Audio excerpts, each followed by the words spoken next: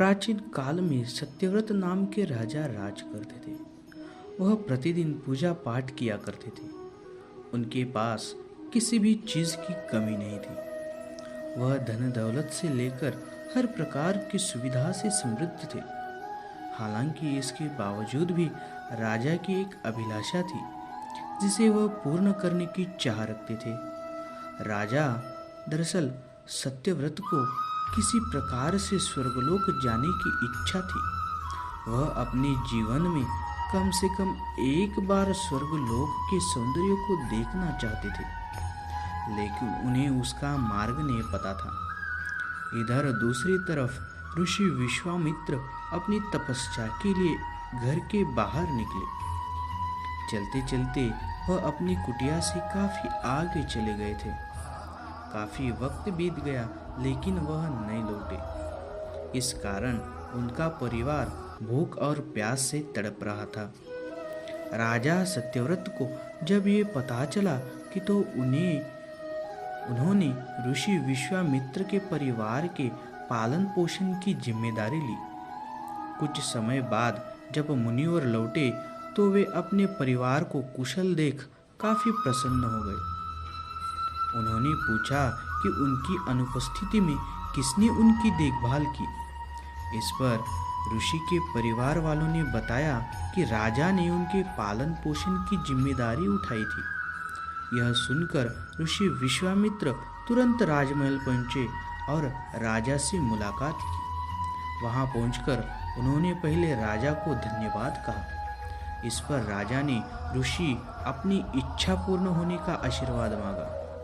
राजा की बात सुनकर ऋषि विश्वामित्र ने कहा, बोलिए हे राजन, बोलिए, आपको क्या वरदान चाहिए।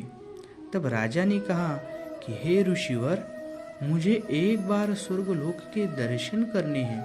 कृपया मुझे वहां जाने का वरदान दीजिए।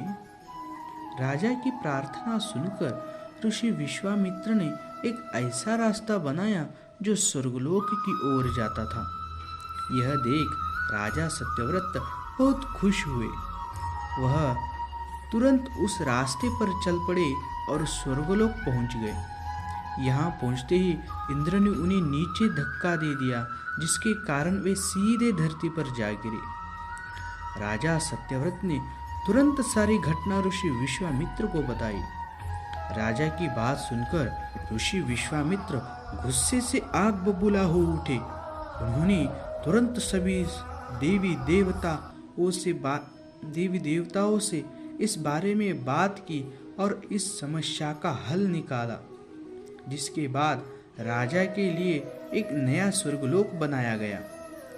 नए स्वर्गलोक को पृथ्वी और देवताओं के स्वर्गलोक के बीचों बीच स्थापित किया गया। नए स्वर्गलोक से राजा सत्यव्रत तो बहुत खुश हो गए, लेकिन विश्वामित्र को एक चिंता सता रही थी। उन्हें डर था कि नया स्वर्गलोक कहीं जोरदार हवा के कारण गिर न पड़े। अगर ऐसा होगा तो राजा सत्यव्रत दोबारा धरती पर गिर पड़ेंगे।